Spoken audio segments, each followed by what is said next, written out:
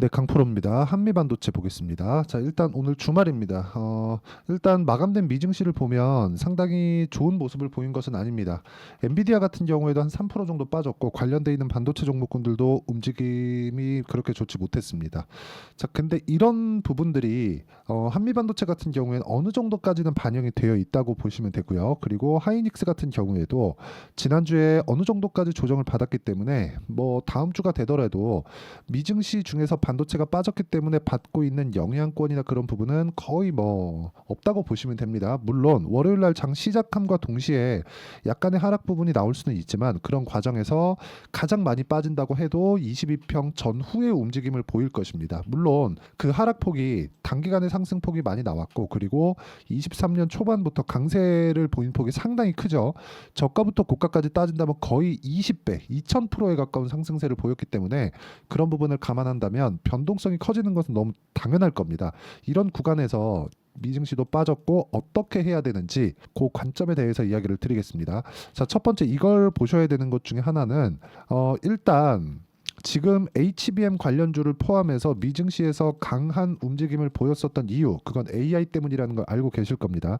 근데 요거는 조금 복잡한 이야기가 될 수 있는데요. 그 PC의 구조 그리고 PC 시장의 역사나 그런 부분들을 보잖아요. 그러면 항상 성능의 발목을 잡아왔었던 게 메모리 반도체입니다. 비메모리는 지금 거의 뭐 정점을 향해서 달려가고 있고 이번에 엔비디아의 신제품을 보잖아요. 그게 B200이죠. B200을 보면 비메모리 성능, 그렇죠? GPU의 성능은 거의 뭐 압도적일 정도로 높아져 있는 상황인데 그걸 정확하게 고사양으로 구동시키기 위해서는 HBM이 필요합니다. 그래서 어쩔 수 없어요. 이건 그렇죠. HBM 수요가 증가하는 부분은 어쩔 수 없이 나올 수밖에 없다. 그렇죠. 그리고 무엇보다 제가 이 시세가 언제 끝나는지에 대해서 이야기를 몇 번 드렸었던 것 같은데 정확하게 제가 말씀드릴게요. 가장 심플하게 우리가 볼 수 있는 부분은 실적이 뭐 굉장히 잘 나오고 그런 게 아닙니다. 실적이 굉장히 잘 나오고 그런 게 아니라 하이닉스의 또는 한미반도체의 그쵸? 이 두 기업 중에 실적이 어마어마한 실적을 낸다 이런 게 아닙니다. 이게 아니라 딱 사상 최고치의 실적을 낸 부분부터는 조심해야 됩니다. 근데 그런 상황이 나오기까지는 아직까지 6개월 이상이 남아 있어요. 왜? 24년도 결산 실적이 나오는 건 25년 초가 되어야 되기 때문에 그렇습니다. 이게 의미하는 바가 뭐냐? 실적이 좋은데 왜 그때 가서 주가 피크가 나오는 거냐? 선반영되기 때문에 그렇습니다. 그래서 지금 보면 엔비디아 같은 경우에는 그런 부분이 약간 조금 적습니다. 왜 그러냐면 이쪽에서 지금 돈을 가장 많이 벌고 있는 건 엔비디아가 맞거든요. 그런데 이 엔비디아가 돈을 많이 벌고 엔비디아가 돈을 많이 버는 데 있어서 누구의 돈을 갖고 오죠? 애플, 마이크로소프트, 구글, 메타 이런 쪽이 고객사란 말이죠. 그렇다 보니까 이쪽에서는 돈을 지금 못 벌고 있어요. AI 시대가 오면서 돈을 못 벌고 있어요. 근데 자꾸 이런 걸 보고 주가는 많이 올라왔잖아요. AI 시대가 왔고 이쪽에서 주도를 하고 있으니까. 근데 서버를 구축해야 되는 즉 밭을 갈고 있는 그런 거죠. 열매를 따기 위해서. 그렇기 때문에 그 밭은 어디예요? 엔비디아가 된다. 그러니까 지금 나오는 건 지극히 정상이라는 겁니다. 미래 가치를 반영하는 주식시장의 특성을 고려할 때. 근데 그 밭의 일부분을 가지고 있는 게 하이닉스가 되는 거고 그리고 여기서 하이닉스에서 HBM, 그쵸? 밭에 포함되는 HBM을 만드는 장비가 들어가는 게 한미반도체입니다. 그러면 이쪽에서 엔비디아가 그쵸? 엔비디아가 하이닉스 쪽으로 자금이 들어가겠죠. 물론 이쪽에서 HBM을 공급을 받으니까 그러면 연결이 요렇게 되는 거잖아요. 그러니까 이 구조를 이해한다면 실적이 좋아지면 당연히 위험할 수 있다는 부분이 있습니다. 근데 아직까지 실적이 그렇게 좋아진 건 아니라는 거죠. 엔비디아는 그 맨 앞단에 있기 때문에 당연히 지금 실적이 좋아야 되는 게 맞고요. 그러면 미증시에서도 그렇고 한국 시장에서도 그렇고 실적에 대한 부담은 없다. 약한 종목들 있죠. 실적이 좋은데 약한 종목들이 있습니다. 즉 성장하지 않은 기업들.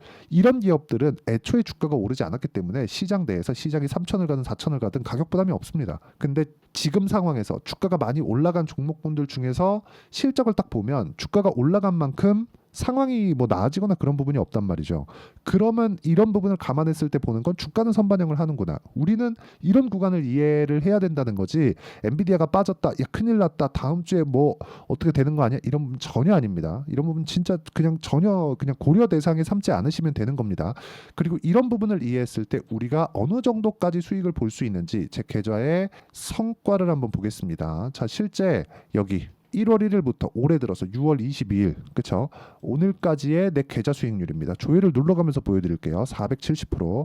이번 주에 돈을 많이 벌어가지고 상당히 좋은 수익, 그쵸? 지난주 대비해서 뭐 큰 폭의 수익 구간을 만들어냈습니다. 그리고 이 부분에 대한 내용은 무조건 가격이 먼저 반영하는 주식시장의 특성을 고려했을 때 이 정도의 수익이 나온다. 그러면 어떤 종목을 공략했을 때 이런 수익이 발생하는지를 보겠습니다. 자, 최근에 제가 원전에 집중하고 있는데 원전에 집중하기에 앞서서 가장 먼저 공략을 했었던 종목은 두산입니다. 뭐 두산으로도 한 15% 정도 수익을 냈고 그 다음에 우리기술, 그렇죠? 우리기술로 상당히 큰 폭의 수익을 냈죠. 여기 23%.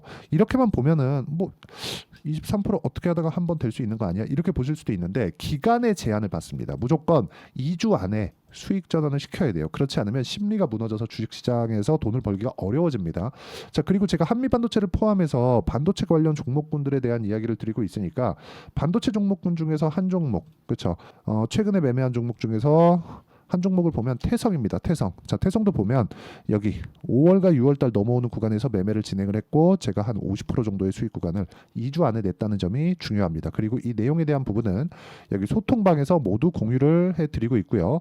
금요일 6월 21일 금요일 같은 경우에는 재룡산업, 덕산테크피아 이런 식으로 매매 진행이 됐는데 재룡전기, 재룡산업 다 똑같다고 보시면 됩니다. 자, 내용 보시면 재룡산업 같은 경우에 제가 5월 달에 35% 정도의 수익 구간을, 그렇죠, 확인하고 매매를 한 결과 35% 정도의 수익금을 달성을 했는데도 불구하고 다시 공략한 결과, 그렇죠, 27%의, 그렇죠, 당일 상승세를 만들어냈다는 점이 중요합니다. 모두 다 동일한 패턴, 그렇죠, 동일한 고가 돌파 구간에 공략을 한 결과고 이 내용에 대한 부분은 가격 위주로 매매가 진행할 때 가능합니다. 가격 위주로 진행하는 부분이기 때문에 실시간 시세가 필요하고요. 이 내용을 제가 소통방에서 공유를 해드리고 있으니까 구독과 좋아요 눌러주시고요. 상단에 있는 전화번호로 구독 또는 소통이라고 문자 보내주시면 소통방 입장 링크를 순차적으로 공유를 해드리도록 하겠습니다. 어떤 식으로 제가 공략을 해야 되는지 제 실제 사례를 가지고, 그쵸, 제가 매매한 결과를 가지고 이야기를 드린 거고 가장 중요하게 보셔야 되는 건 주식시장의 특성이다. 주식시장은 앞으로 좋아질 만한 내용을 가지고, 그쵸, 이 내용이 있었을 때 앞으로 실적이 좋아질 수 있으니까 주가가 올라가는 겁니다. 즉 올라가는 주식은 모두 비싸게 거래된다. 왜? 실적보다 주가가 빠르니까. 실적 대비해서 주가를 딱 보잖아요. 이 주식은 밸류에이션이 높다, 즉 고평가됐다, 이런 거를 자꾸 보잖아요. 그렇죠? 그럼 고평가됐기 때문에 지금 위험한 구간에 있다, 그리고 우리는 항상 저평가 종목을 사야 된다, 이렇게 보시는데 아닙니다. 바닥권에 있는 종목은 돈이 안 들어오고 있다는 거고 고가권에 있는 종목군들, 그렇죠, 천정에 있는 종목군들은 돈이 들어오고 있다는 겁니다. 그러면 돈이 들어오고 있다는 건 왜 돈이 들어오는지 이유가 있겠죠. 근데 그 이유를 복잡 다양하게 생각할 게 아니라 돈을 넣은 주체들, 즉 세력들이 돈을 벌기 위해서 무언가 돈을 벌 수 있는 환경이 갖춰져 있기 때문에 그래서 들어오는 겁니다. 그래서 우리가 반도체 종목을 볼 때도 실적을 보면 매매를 못합니다. 23년도에 하이닉스 어땠어요? 적자예요. 하이닉스가 적자입니다. 그만큼 반도체 경기가 안 좋았는데도 불구하고 하이닉스는 많이 올랐고요. 삼성전자도 HBM을 아직 못했는데도 불구하고 바닥을 찍고 반등을 했습니다.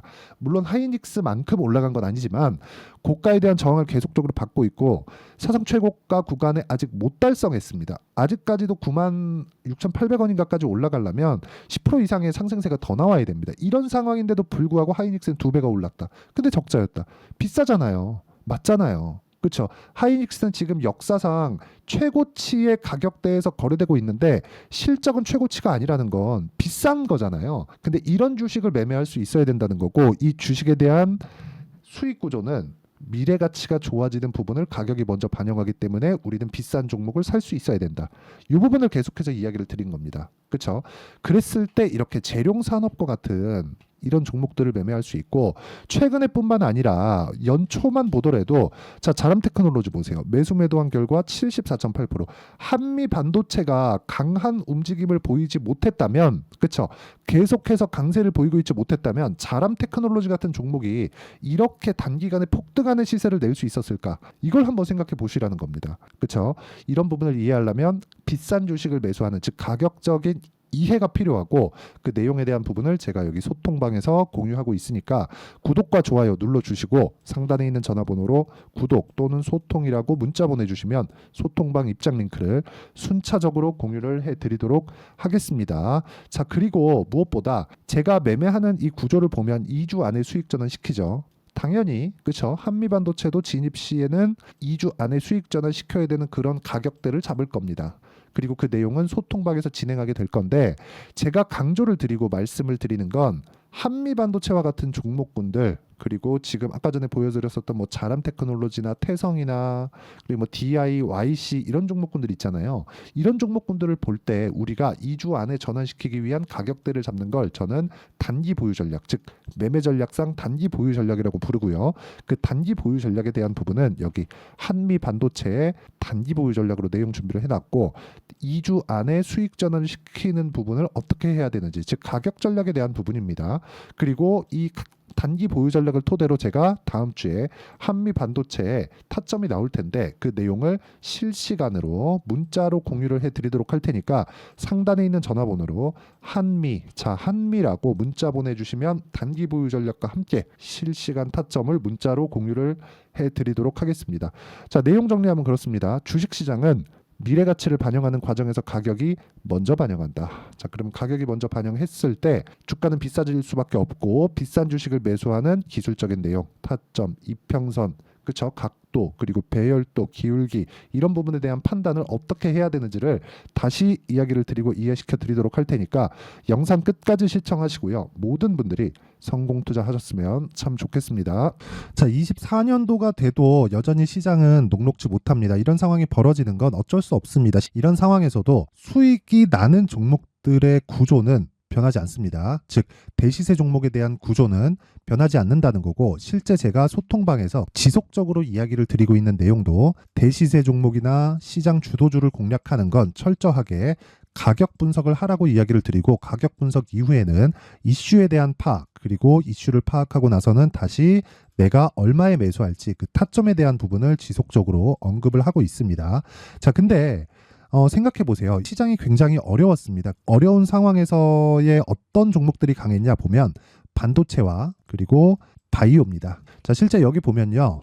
HLB에 제가 실제 매매한 내용을 띄워놓고 보여드리고 있는데, 1월 22일부터 매매를 시작해서 4일 동안 31%의 수익 마감이 됐고요. 그리고 여전히 신고가 종목입니다. 자, 그리고 그 다음 어보브 반도체, 이름을 보시다시피 반도체 종목이죠. 그리고 AI 반도체는 지속적으로 강세를 보이고 있습니다. 이 종목도 신고가를 먼저 달성한 이후에 제가 21%의 단기간에 21%의 큰 수익을 내고 마감이 됐습니다. 다시 재공략을 준비하고 있고, 이런 부분은 소통방에서 다 공유를 해드립니다. 자, 그리고 코세스, 자, 코세스 같은 종목도 당연히 그쵸, 신고가 종목이고요. 그리고 반도체 종목입니다. 이 종목도 영업일 기준에서 이틀 동안 대략 한 15%의 수익 마감이 됐습니다.